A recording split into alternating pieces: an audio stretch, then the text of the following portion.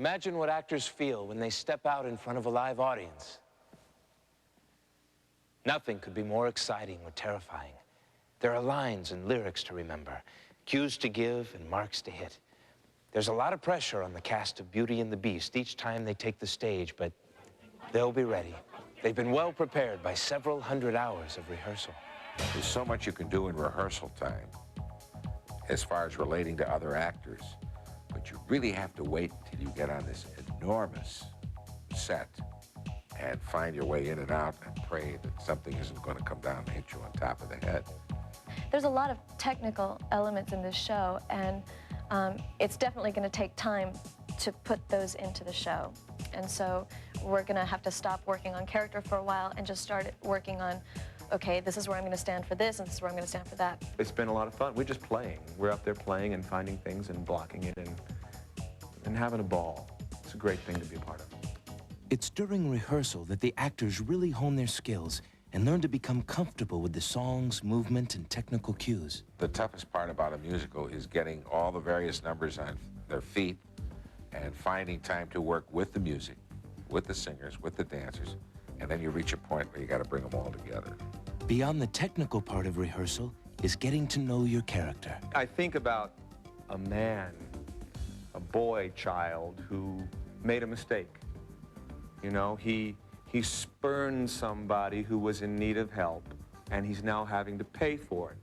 I think the Beast feels the regret at having done that and the shame at having to live with this awful visage, the way he looks. And if he'd have just done the right thing, maybe things would be different. He sings about that. And he sings about it, and he sort of like howls at the moon, in tune and on key. There are certain things you have to do this character. You have to be over 6 feet.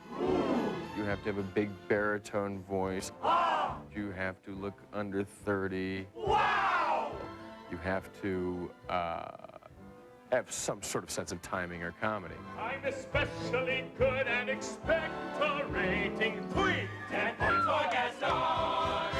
I usually like to stay away from just dance steps or moves that are just presentational because they look good. I'm trying to use my lines and my movements as an acting vehicle for telling the story. Every once in a while, we just sort of look at each other and it's like, I can't believe this is real. I can't believe we're here. This is good. You know it's good when you're going into it, but when you're there and you see it happening, and you experience every emotion in that song, it's wonderful. You're crying while we're singing it. So this is all fun. This is a creative process. When you'll be our guest, we are a guest, we are a guest. We're going to reach a point where we're going to be so comfortable working in this rehearsal hall that when they tell us we have to get out and get into a theater, then it's going to be a little strange. We have to get used to that physical theater all over again. We're going to say the same thing. You know, this theater's too small. We can't play here. Where's the scenery going to be? But somehow, we usually survive. It takes a little luck and a lot of hard work to survive and succeed on Broadway. Performing on Broadway, whether on stage or backstage, is the pinnacle of any theatrical career. Broadway has been called the Street of Dreams.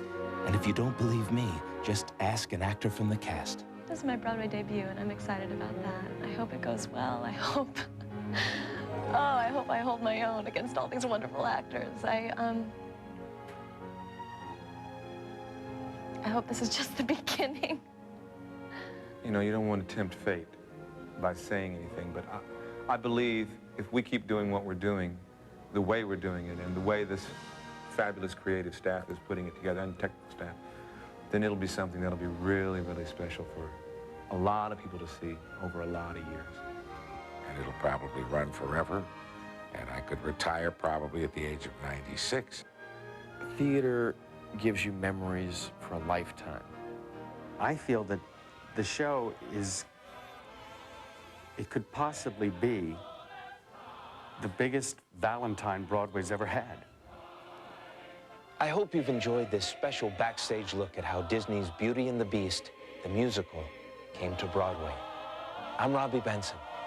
Thanks for watching.